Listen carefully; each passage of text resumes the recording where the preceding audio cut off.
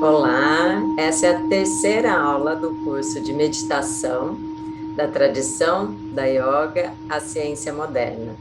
E hoje, nessa terceira aula, eu vou falar exatamente sobre a meditação no contexto clínico, na medicina, na saúde. Por que que tantos profissionais, médicos, tem tantas evidências científicas também, começaram a se interessar e a indicar a meditação como uma prática de saúde também? Vamos começar então falando desse novo conceito de saúde, a saúde integrativa. Eu fiz a pós-graduação em bases da medicina integrativa no Hospital Israelita Albert Einstein em 2013, foi a primeira turma dessa pós.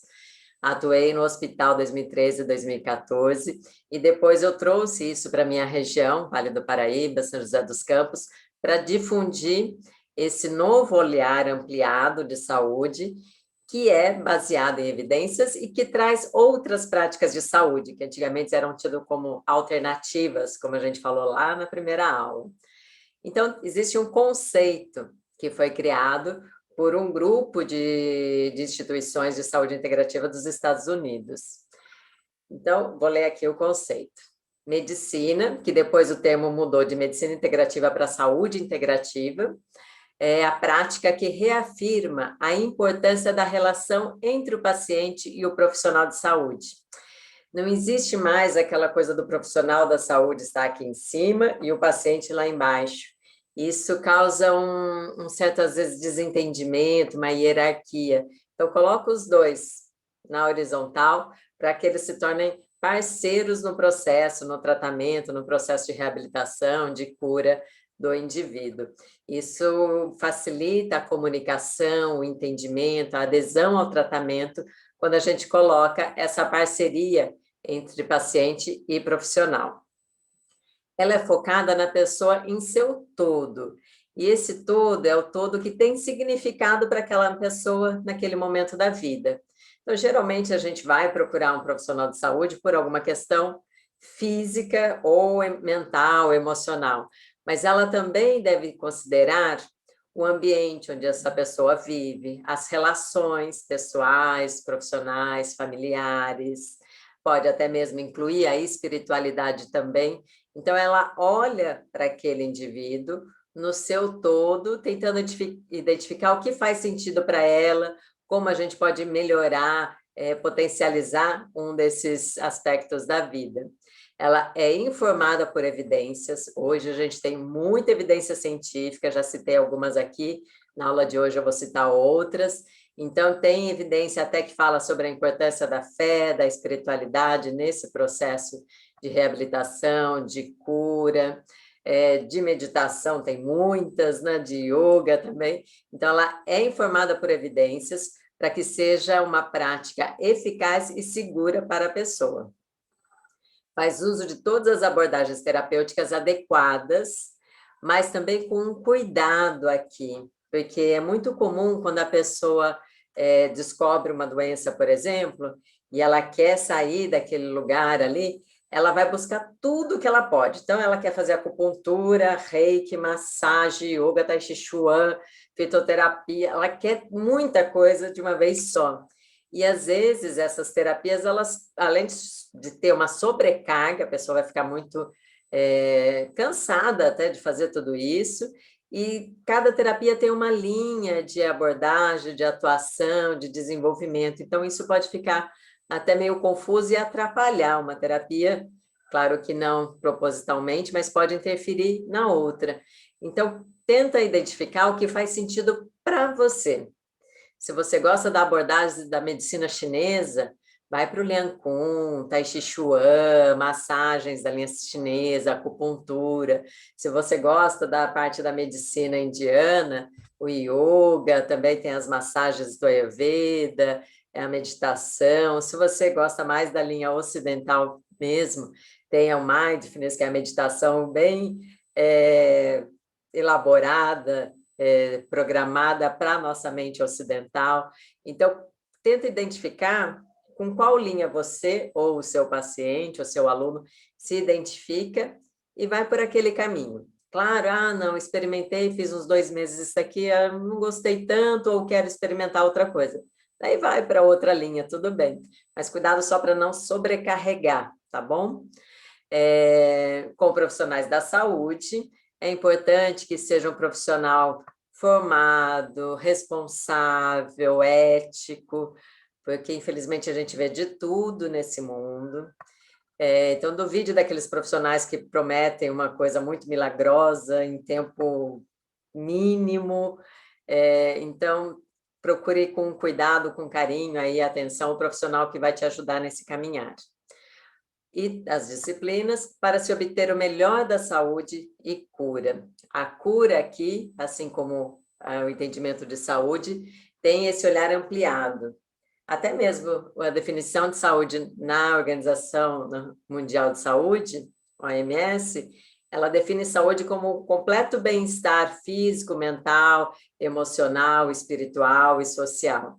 Então, a cura também pode acontecer nesses aspectos. Às vezes a pessoa já adquiriu uma doença que é incurável, degenerativa, progressiva, mas é possível você conseguir administrar essa doença para que ela viva bem, com a melhor potencialidade que ela puder, com qualidade de vida, até o fim da vida e até mesmo o processo de morte, a passagem, também pode ser conduzida para que a pessoa tenha uma boa morte, uma boa passagem. Isso é um trabalho muito bonito. Cuidados paliativos fala bastante sobre isso, indico vocês darem uma olhada também. Aqui ao lado, a gente tem a Roda da Saúde da Duke University, e no centro é sempre a pessoa, o indivíduo, e é importante que a gente desperte isso em nós primeiro, e no nosso aluno ou no nosso paciente. Porque na nossa cultura aqui ocidental é muito comum alguém nos procurar para falar: eu estou tendo insônia, estou muito estressado, me cura, me salva, e joga a responsabilidade para o profissional. Não, eu sempre costumo falar: olha, eu vou estar com você aqui 1 hora, uma vez por semana, talvez, 2, e você está com você 24 horas por dia, os 7 dias da semana. Então, essa conta tem que estar equilibrada. Eu vou te ajudar nesse processo de caminhar, mas a sua parte só você pode fazer. Mas você ajuda essa pessoa a se autoconhecer, se autocuidar. Esse é o processo do profissional. Então, no centro da roda está um indivíduo, a pessoa, e com todo esse trabalho de autoconsciência, autoobservação, autocuidado, né? Aí, ao entorno, na parte verdinha dessa roda, a gente tem algumas práticas, alguns aspectos da vida que a pessoa deve olhar com carinho e ver se ali está bom, se ela pode melhorar alguma coisa. A gente sabe que é impossível você estar 100% em todos os aspectos durante a vida inteira. Tem algum momento que a gente vai se dedicar mais à família, outro mais à profissão, outro mais à saúde, mas a gente busca um equilíbrio harmônico entre todos esses aspectos. Falamos da integração de mente e corpo, e aqui, claro que eu vou indicar meditação e yoga para isso, mas a gente realmente está centrado onde eu estou, o que eu estou fazendo, como está o meu estado mental e físico nesse instante. A importância do movimento, do exercício, da atividade física e também do repouso. A gente não pode ficar 100% do tempo em atividade.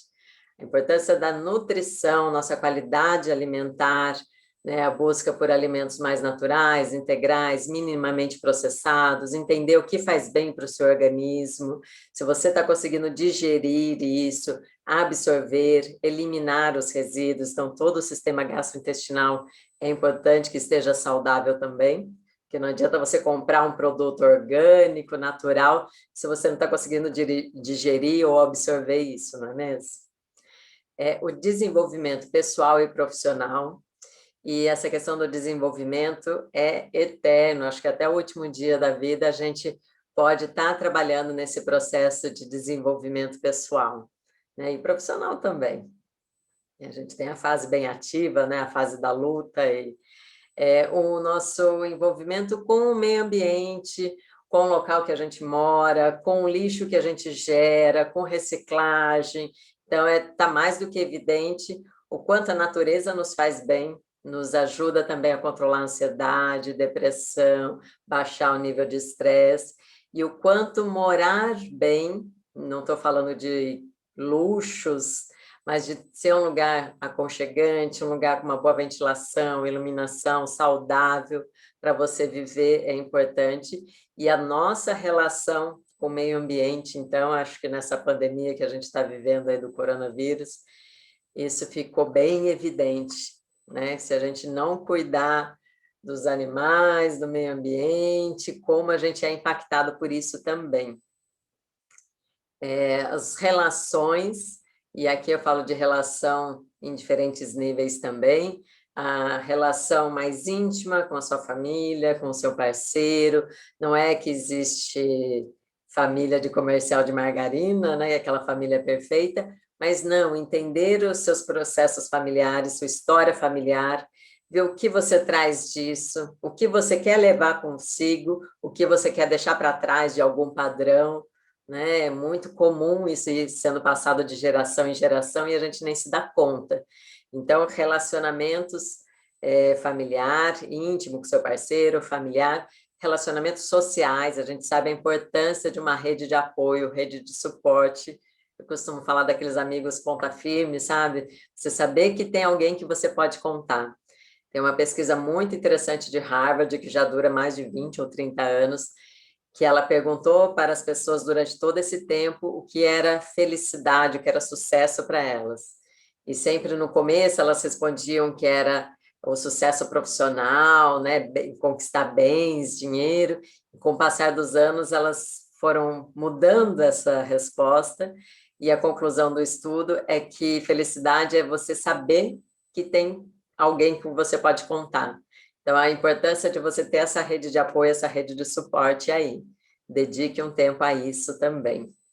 A espiritualidade, que também ela não está diretamente relacionada com religião, pode incluir uma religião ou não, mas talvez para você espiritualidade é aquele lugar onde você busca força, energia para seguir adiante, para se levantar todo dia, talvez venha da natureza, talvez você acredite numa ordem universal aí, que organiza, ordena tudo, ou talvez siga alguma religião, mas a gente já sabe, a ciência também já mostrou a importância de se ter fé, crença em algo que nos dê um suporte também.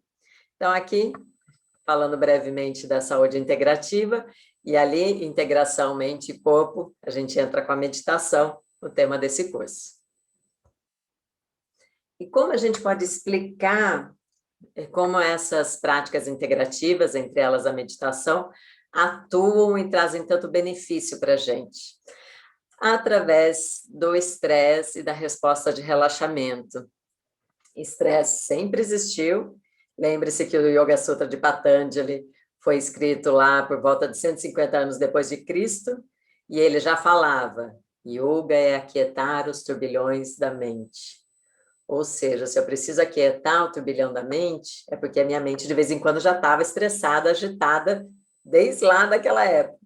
Imagine nos dias de hoje, né? O estresse só mudou. Antigamente a gente tinha muito mais questões de estresse com sobrevivência, com ir para a luta, brigar com bicho, caçar, ou proteger minha prole, né, contra um invasor. Hoje em dia isso é menos, né? Existem pessoas que ainda sofrem com isso, né? Essa questão de sobrevivência básica, mas hoje em dia o nosso estresse é muito mais relacionado aos nossos processos mentais e a gente vai entender isso.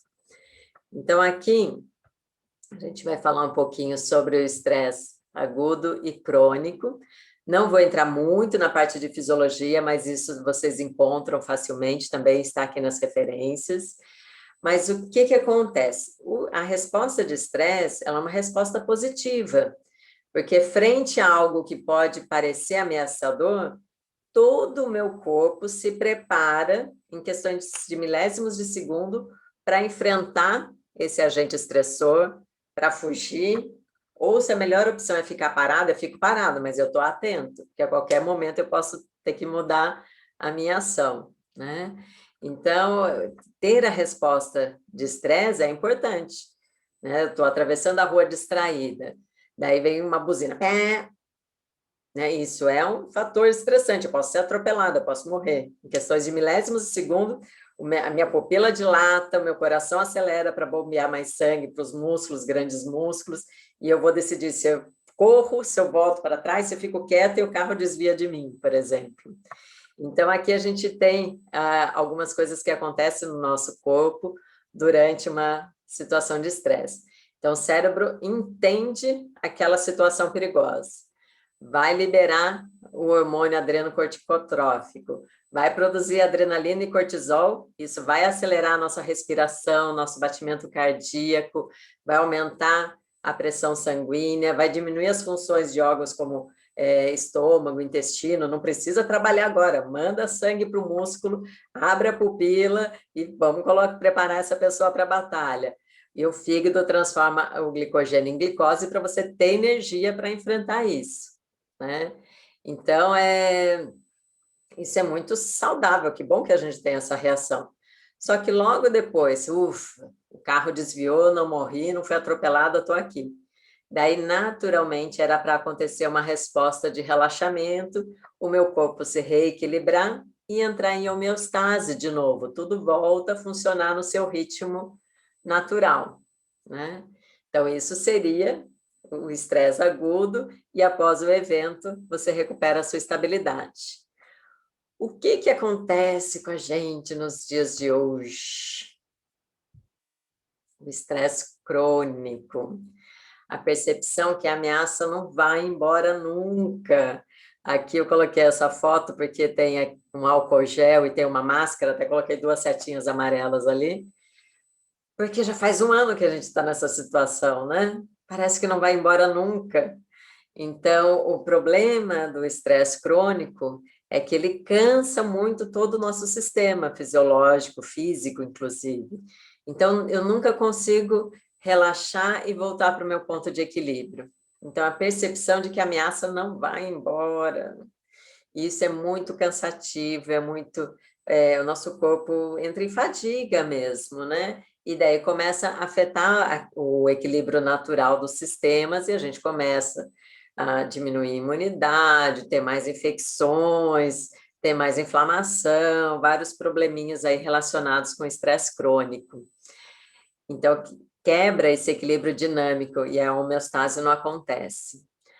Agora, vamos pensar bem. A maior parte dos nossos estressores hoje em dia são mentais e não são reais, né? A gente fica pensando, e se eu falar aquilo? E se acontecer isso? E se a outra pessoa tivesse dito aquilo? E se a outra pessoa fizer isso amanhã? Então, a gente fica muito mais nas projeções mentais, nessas fantasias, vamos colocar assim, né? Do que na realidade. Então, a gente fica lá pensando se eu tivesse feito isso no passado, ou projetando e se eu falar isso amanhã, e a gente não está realmente no presente, nesse presente não está acontecendo nada disso, mas como eu estou com essa mente muito agitada e fantasiando, né, criando essas situações, o meu corpo sempre está em estado de alerta. Uma coisa que acontece com o nosso cérebro, com a nossa mente, é que a partir do momento em que você ou relembra uma história, vamos imaginar que aquela situação de que eu quase fui atropelada na rua é verdade, né? Então, na hora eu tive aquela pico de adrenalina, aquele estresse todo. Daí passou, recuperei, relaxei. Daí eu chego à noite em casa e conto para minha família. Não, vocês não sabem o que aconteceu. Eu estava atravessando a rua, daí eu escutei uma buzina, daí eu tive que decidir, meu corpo todo se preparou. Vocês percebem isso? Que se você ficar relembrando, recontando a situação, você vai sentir de novo tudo aquilo acontecendo no seu corpo. Você vai ter de novo a liberação de adrenalina, de cortisol, seu corpo vai se preparar para aquela situação. E não está acontecendo, já aconteceu. Ou às vezes nem aconteceu, mas você fica imaginando, não, e se amanhã eu tiver que passar naquela avenida e ela é super movimentada, eu tenho medo. Então você já fica projetando, pensando, e você já vai. Dá até aquela falta de ar, aquela palpitação. Então percebe como o nosso cérebro funciona? Se você ficar imaginando essas coisas, você já está vivenciando isso no seu corpo. Por isso a importância da gente compreender como anda o nosso processo mental, os pensamentos que a gente frequentemente tem, e para isso a meditação é uma grande aliada. Sintomas do estresse, sintomas físicos, dor, insônia, ganho de peso, queda de imunidade, às vezes dá alergia, começa a cair cabelo, né? Emocionais, tristeza, medo, raiva, ansiedade, mentais, distorção da realidade. Eu não consigo visualizar isso, a gente esteve lá em Patanjali também falando, hein? A gente não consegue visualizar realmente aquilo como real, eu fico fantasiando que aquilo é um bicho e não é só um papel, alguma coisa que eu esqueci ali no chão. A queda da autoestima, a diminuição da concentração, porque a mente está muito agitada, pensando mil coisas ao mesmo tempo, a gente não tem aquele foco. Diminuição da memória, dificuldade em administrar o tempo, você fica perdida no tempo, a gente viu muito isso no começo da pandemia. E de criar novas rotinas que a gente tinha que criar, foi uma loucura, e em manter hábitos saudáveis. Então, esses são alguns dos sintomas do estresse. Avalia aí em você, é normal a gente ter um pouquinho de estresse, os dias estão difíceis mesmo, mas daí a gente vai entrar com algumas dicas, incluindo a meditação, para a gente amenizar isso.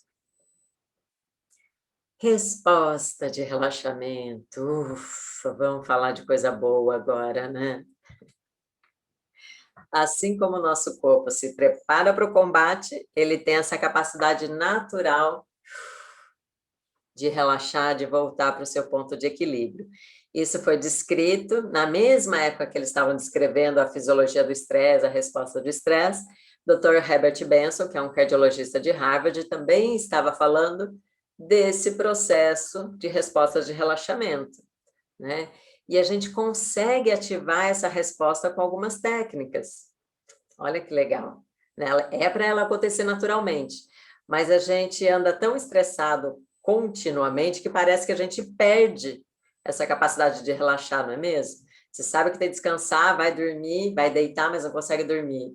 Você vai tirar uns dias para ir para a praia, para viajar, descansar e não consegue desligar, né? Então parece que a gente perde essa capacidade, mas a gente pode reativar essa capacidade de resposta de relaxamento. E como a gente faz isso? Daí, Dr. Herbert Benson vem nos falar que, através da concentração em uma atividade repetitiva, seja ela física ou mental. Olha que legal. Então, o mental, a gente vai sugerir aqui a meditação, né? De você estar com foco em algo que a gente está propondo. A respiração, ou um mantra, ou uma imagem, não é? E a atividade repetitiva física. Tem gente que tem experiências disso com o ciclismo, com a natação, com a corrida. Não sei se vocês já viram alguns processos meditativos de dança circular, que você fica sempre fazendo o mesmo movimento. Então, o seu corpo e o seu cérebro entendem aquela atividade repetitiva, ele já sabe como ele vai funcionar durante um tempo, e isso permite que ele relaxe. E essa resposta de relaxamento é ativada então. E para isso acontecer, você tem que estar focado aqui nesse momento presente. Se não dá para você desenvolver uma atividade dessa e ter a resposta de relaxamento, se você ficar lá no passado ou ficar se projetando para frente, né? E daí você percebe o aqui e agora, o que eu estou fazendo. Existe alguma ameaça aqui? Não existe, então eu posso relaxar. Então, é uma realidade menos ameaçadora. E assim a gente consegue ativar o nosso sistema nervoso autônomo parasimpático, que é o que vai fazer o coração relaxar, a respiração ficar mais suave, a musculatura soltar, né? Que é a resposta oposta ao do estresse.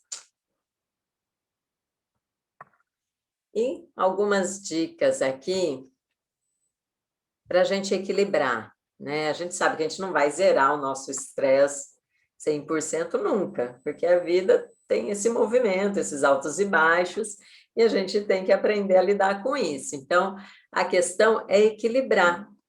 Se você só tem estresse na sua vida e não tem os seus momentos de relaxamento, vai ser difícil. Então, uma dica é você listar o que te estressa.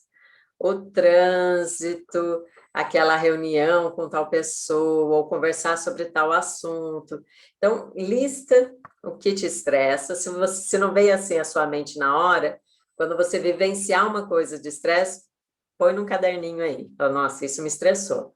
Fui arrumar a casa e não tinha tal produto, e eu vou ter que ir no mercado, e isso me estressa. Né? Então, lista o que te estressa ali. E lista também práticas de relaxamento que para você é gostoso, é gratificante. Então, caminhar num parque, um banho morninho, bem gostoso, tomar uma xícara de chá à tarde, conversar com os amigos, né? Fazer a meditação, fazer uma prática de yoga. Então, cria essas duas listinhas e tenta equilibrá-las, né? Colocar, sabe que vai ter um evento estressante, coloca uma atividade relaxante, antes ou logo depois do evento estressante. Identificou quais são os eventos que te perturbam. Tenta se preparar para eles, né? Já tenta pensar quais vão ser as suas respostas, que situação, se você vivenciar tal situação, qual vai ser a melhor resposta que você pode dar para isso. Coloca uma prática relaxante antes, isso tem relato de muitos alunos também. Sabia que eu tinha que pegar um avião, eu tenho medo de avião, então eu comecei a respirar antes, no caminho para o aeroporto, já se prepara para aquela situação. Ou, no melhor dos mundos, evite. Se você tem a possibilidade de evitar, evita mesmo, tá?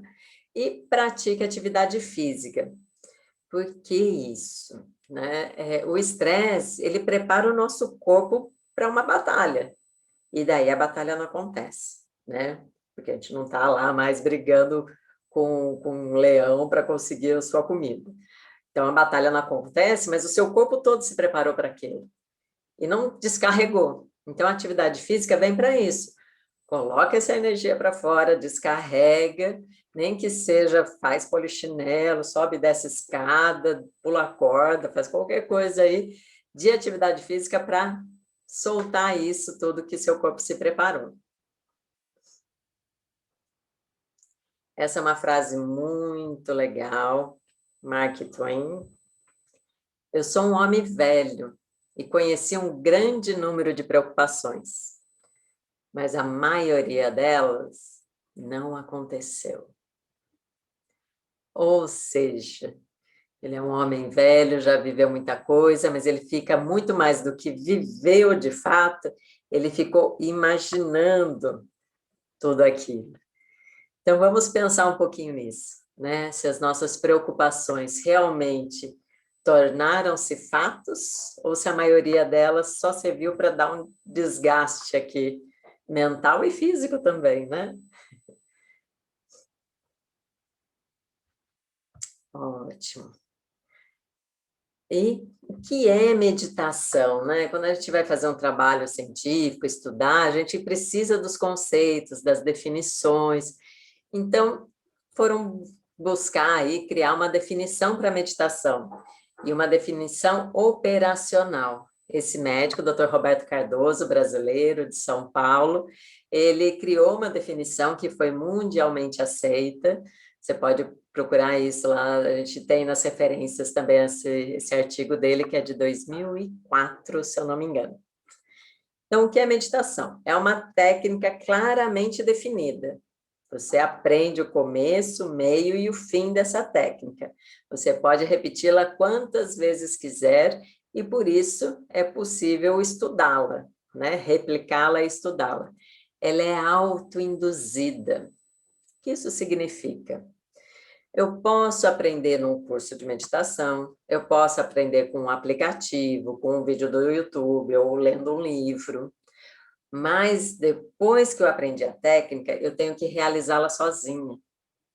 Porque o meu cérebro ele tem que aprender esse caminho que a gente vai falar aí do loop operacional. Ele tem que conseguir fazer isso automaticamente.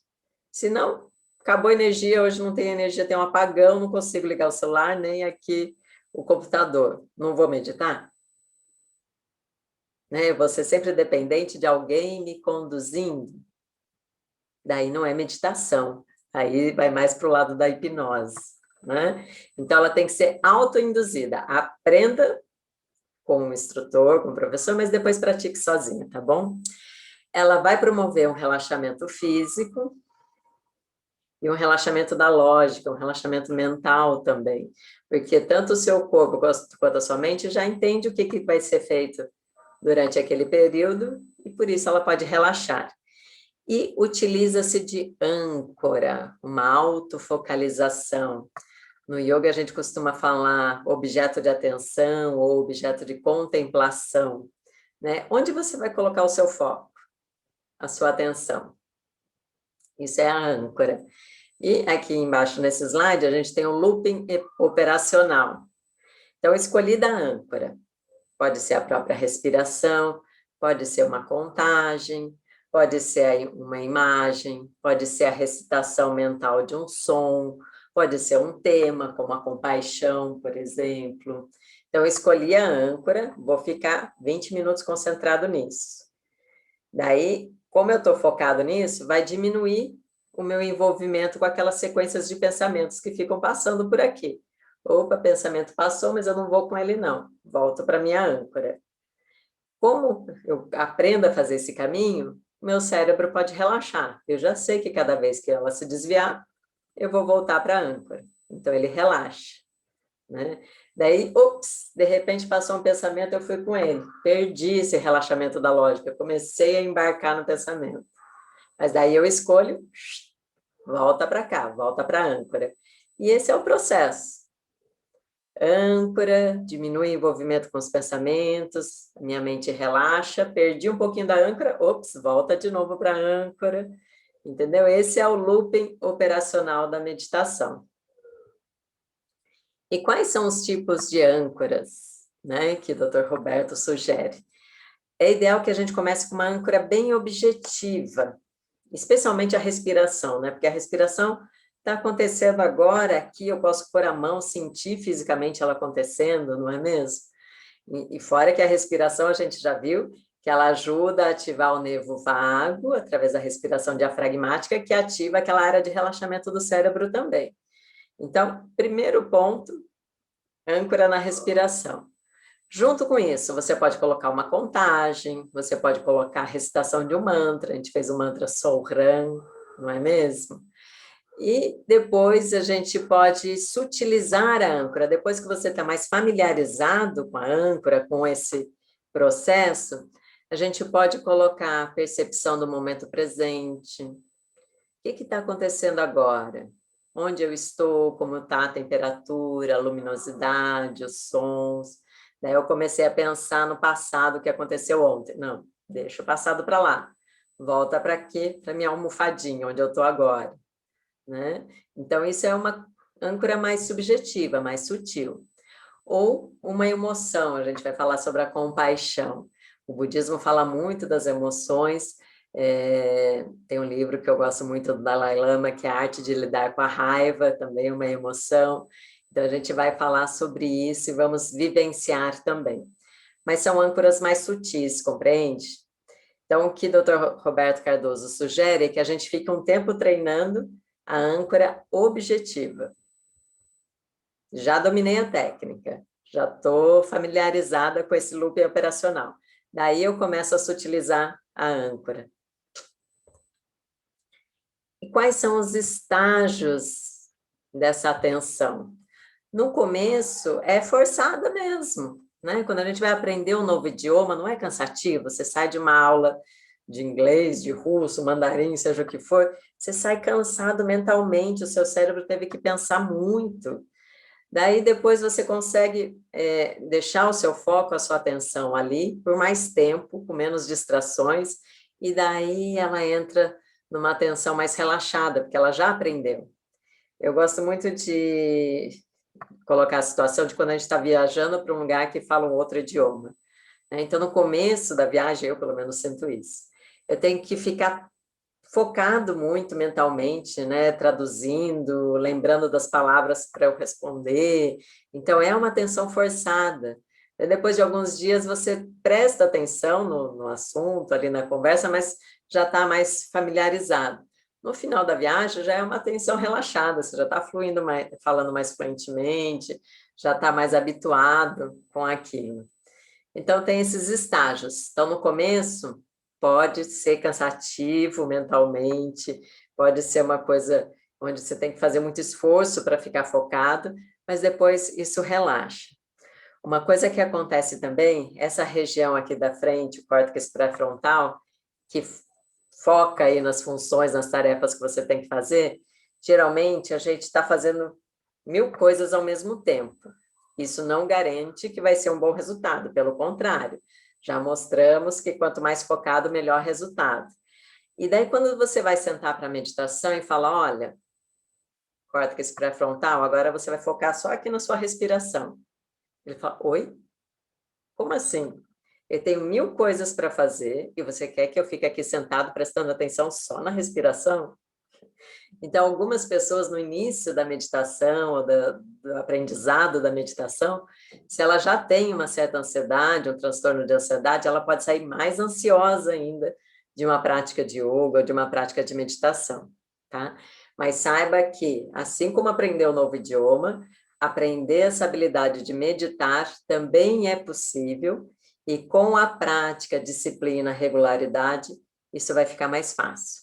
Então, para os apressadinhos de plantão, para os que já sofrem de alguma ansiedade, saiba que isso pode acontecer, é relativamente normal, mas não desista, tá? Mais uma vez a gente fala que para pessoas que já têm uma ansiedade instalada, um quadro de depressão, alguma coisa assim, o tratamento deve ser integrativo, junto com o psicólogo, junto com o psiquiatra, tá bom?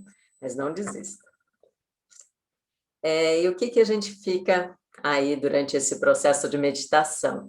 A gente procura não julgar se aquilo é certo, errado, bom, ruim, estou perdendo tempo, nossa, será que o meu córtex pré-frontal já conseguiu focar ali em algum lugar? Então, tenta não ficar julgando, analisando ou criticando o que acontecer na sua mente. Vão acontecer muitas coisas. Procure não se envolver na sequência de pensamentos. Então, estou lá focado na respiração com o mantra, e daí eu lembro que daqui a pouco está na hora do almoço, será que eu tenho coisa para preparar para o almoço, ou eu vou pedir algo, estão entregando ou não estão entregando? Entendeu que eu embarquei? Então, eu posso estar aqui, e daí eu lembro que vai chegar a hora do almoço. Eu falo, ó, daqui 1 hora eu resolvo isso, agora eu volto para a minha âncora. Então, não embarca no pensamento, volta para a proposta da sua meditação. Como eu já comentei na outra aula, né, eu gosto dessa metáfora, que é imaginar que a gente está numa sala com 2 portas, né, você está sentadinho ali no meio, meditando. Daí o pensamento vem, entra por uma porta e vai sair pela outra. Você não vai abraçar esse pensamento, nem vai convidá-lo para sentar com você e tomar um chá, tá bom? Então, deixa ele passar.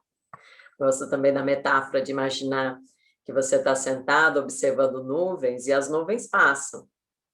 Você não entra naquela nuvem e não vai junto com ela, né? Ou a metáfora também de que eu estou sentada assistindo um filme e as cenas vão passando e eu não vou se envolver com aquela cena, eu não vou entrar na cena, eu não vou começar a interagir com os atores ali, eu só olho de longe.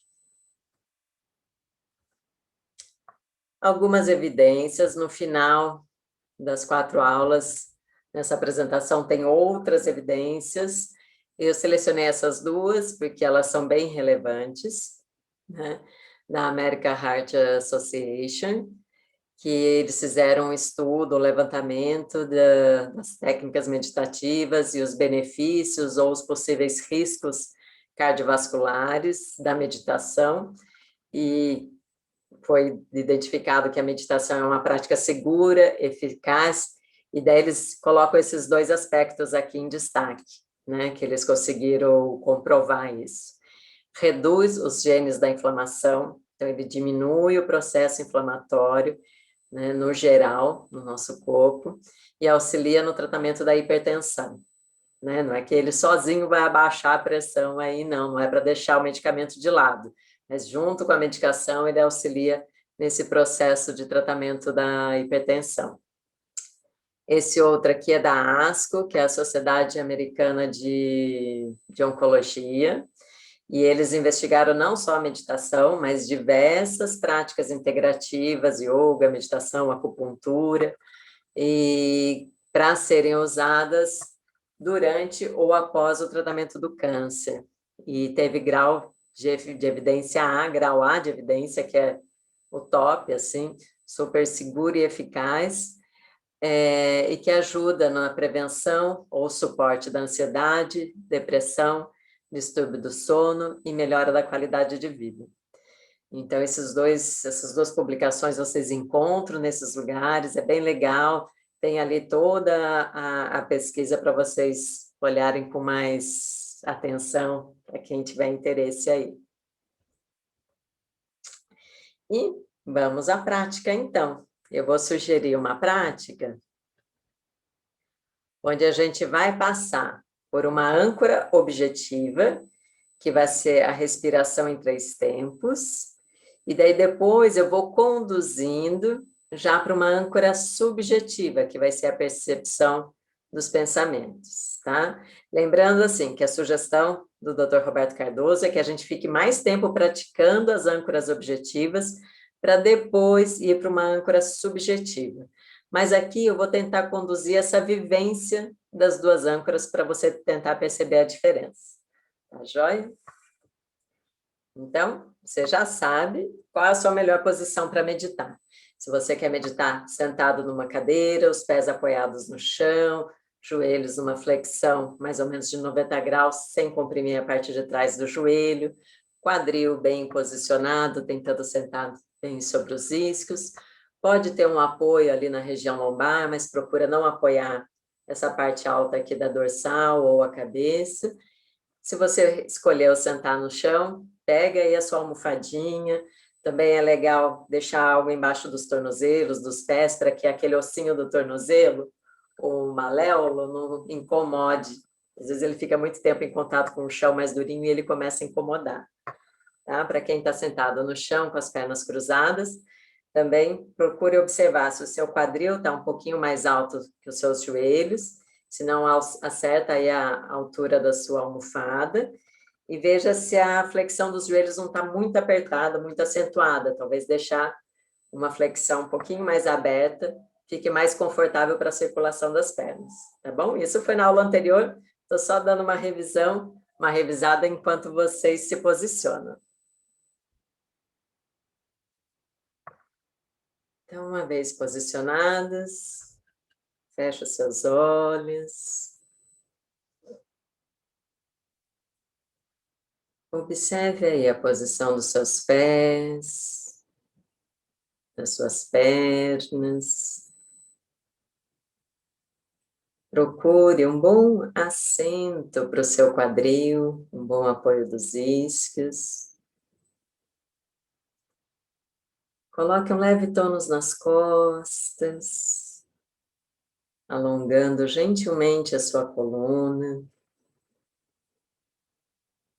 Depois você pode relaxar esse tônus das costas, mas procure manter esse alongamento da coluna. Gire os ombros levemente para trás. Deixe os seus braços relaxados. O queixo está paralelo ao chão, nem muito para baixo, nem muito para o alto. O topo da sua cabeça vai em direção ao céu. E o rosto está tranquilo, semblante suave, os olhos fechados ou levemente abertos, se você preferir.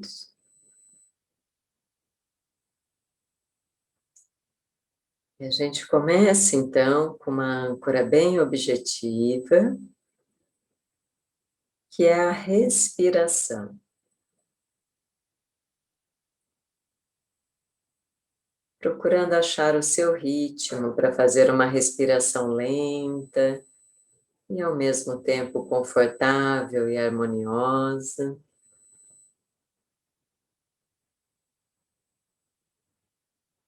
Uma respiração que de preferência acontece só pelas narinas.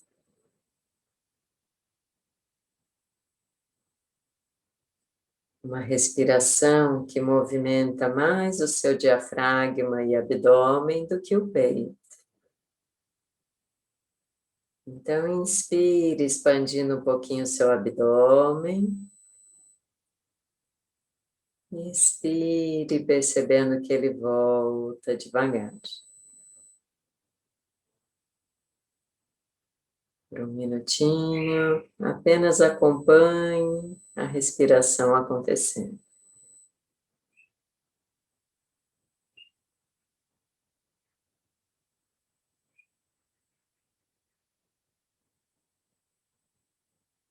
E a sugestão para a âncora objetiva é a gente incluir uma contagem junto com a respiração. Então, durante a inspiração, mentalmente você vai contar 1, 2, 3. Faz uma pequena pausa e expire contando mentalmente. 3, 2, 1. Continue no seu ritmo, âncora objetiva, respiração em 3 tempos.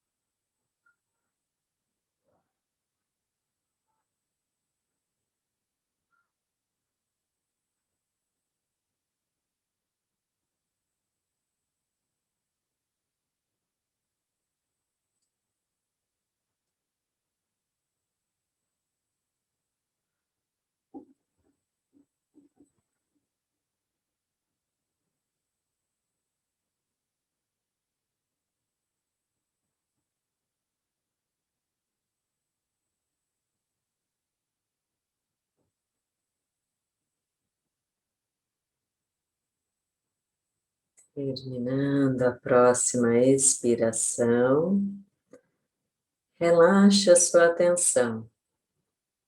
Não precise mais acompanhar a respiração, nem fazer a contagem.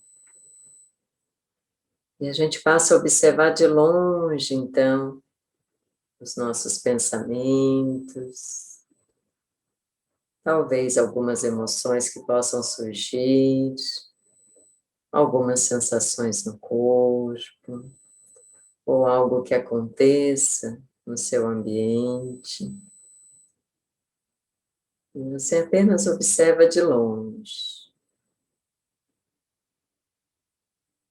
Lembre-se de não se envolver, não ficar julgando, analisando, criticando, não embarcar junto com o pensamento, nem convidá-lo para sentar.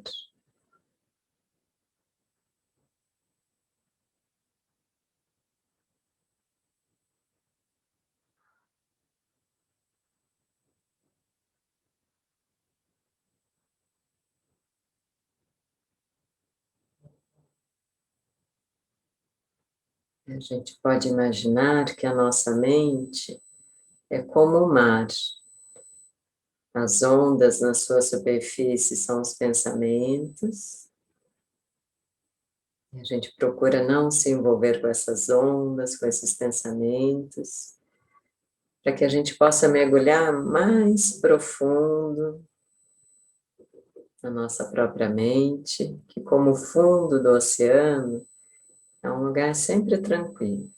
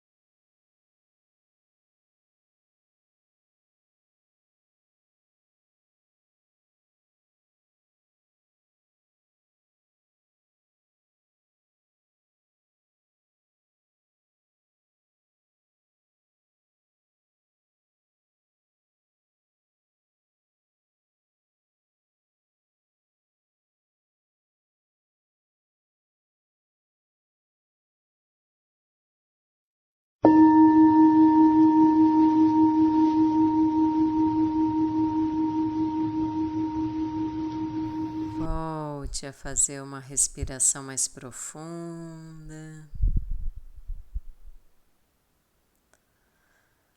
Volte a movimentar o seu corpo do jeito que sentir vontade. E quando quiser, abra os olhos. Finalizamos aqui essa terceira aula do curso de meditação.